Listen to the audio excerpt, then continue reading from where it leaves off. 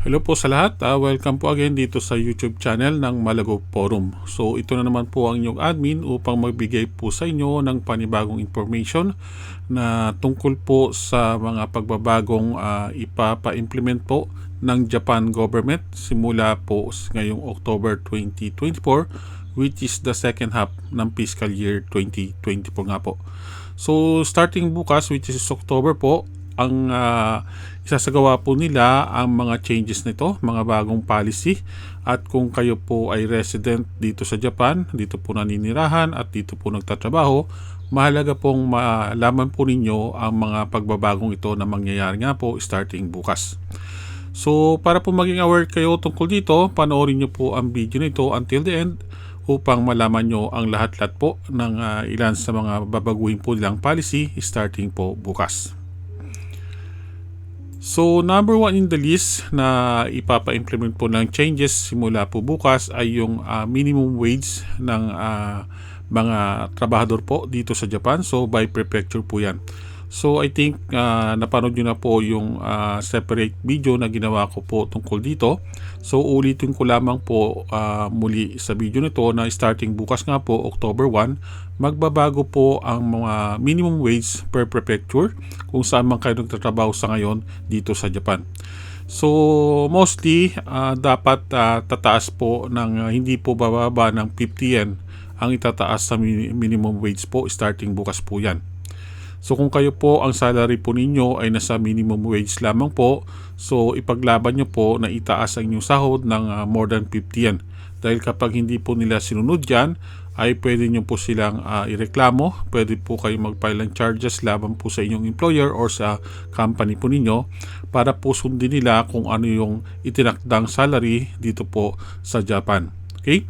So kung gusto nyo pong malaman yung complete list ng minimum wage per prefecture po, panoorin nyo po yung ginawa kong separate video tungkol po sa minimum wage starting October nga po. Nandun po yung detalye per prefecture about sa minimum wage po.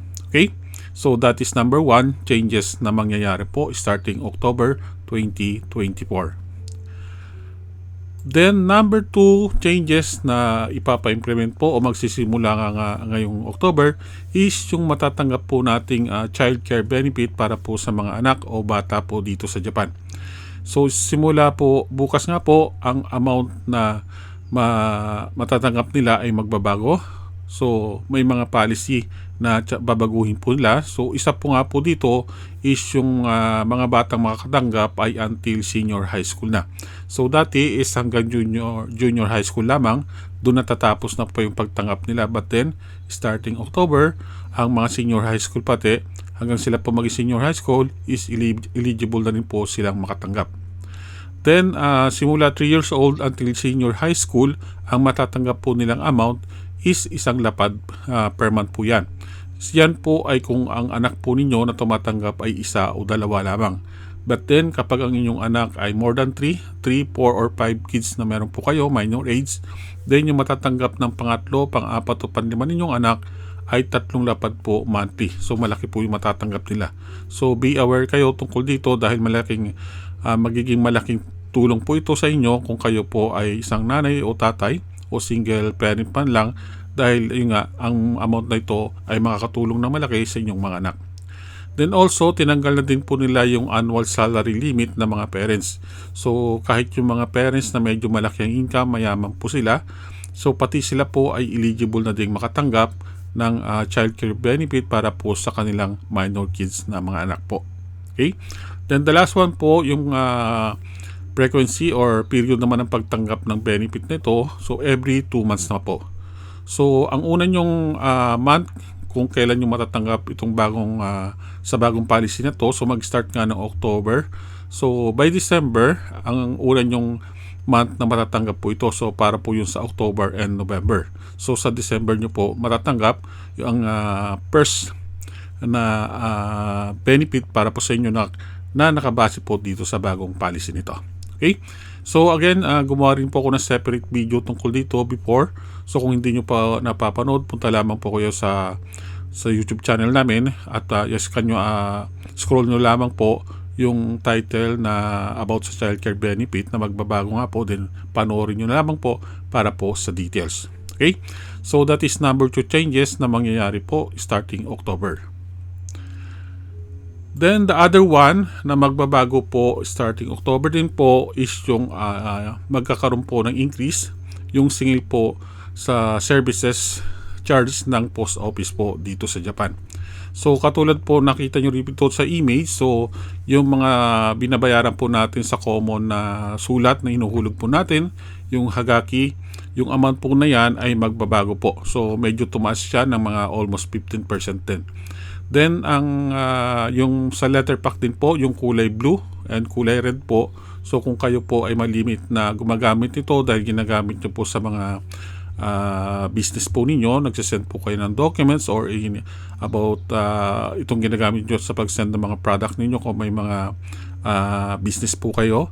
So tandaan po natin na tataas din po ang charge dito. So yung kulay red na letter pack from 520 yen magiging 600 yen na po siya bawat isang piraso. Then yung light letter pack na kulay blue po is from 370 yen magiging 430 yen na siya simula October 1 po. So yan po ang magiging bagong charges ng service ng post office starting October 1 din po. Okay? Then the next one, so isa pa pong magbabago is yung magkakaroon din po daw po ng increase sa fire insurance charge na sinisingil po ng mga insurance company.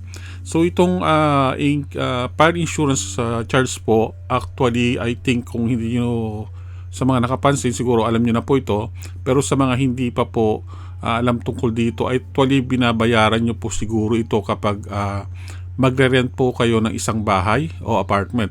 So actually kasama po yan sa binabayaran nyo monthly na halimbawa nga po, halimbawa may nasunog yung inupahan yung rent, so yung insurance na yun ang siyang magka-cover sa mga napinsala, kaya dapat nyo rin po yung bayaran.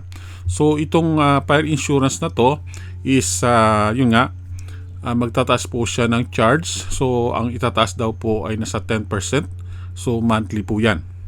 So the other reason nga daw po kung bakit nagpagtataas sa mga insurance company is dahil sa mga nangyaring sunod-sunod na mga natural calamity. So malaki mga binayaran niya sa mga insured member. So that's why kinailangan daw nila magtaas para po mapunan yung pagkalugi din po nila. Okay? So yan po yung pang-apat na changes na mangyayari starting October 1 po.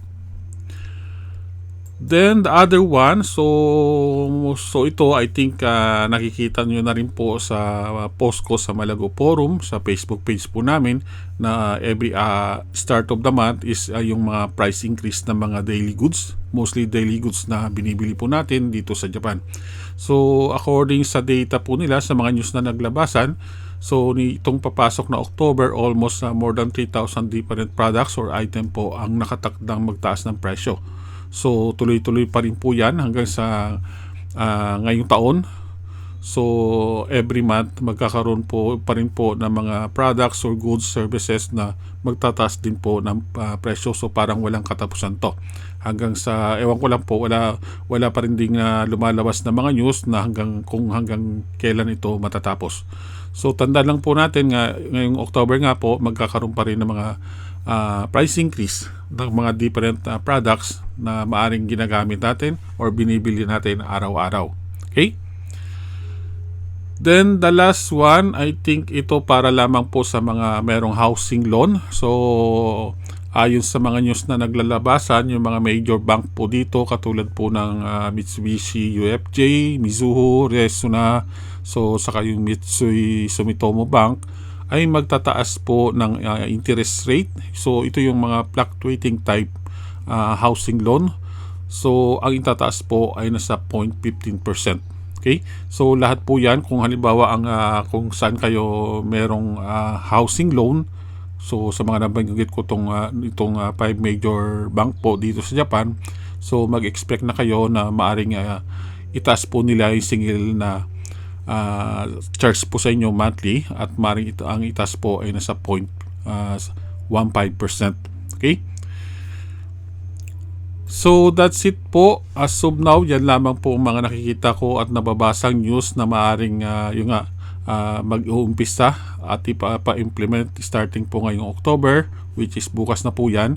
So I hope na naging aware na po kayo by watching this video at hindi kayo magulat kung halimbawa merong mga pagbabago kayong makita o mapansin sa mga matatanggap nyong billing po starting this month po. Okay? Again, maraming pong salamat sa inyong pakikinig at kung di pa kayo subscriber, don't forget to subscribe po. Maraming pong salamat.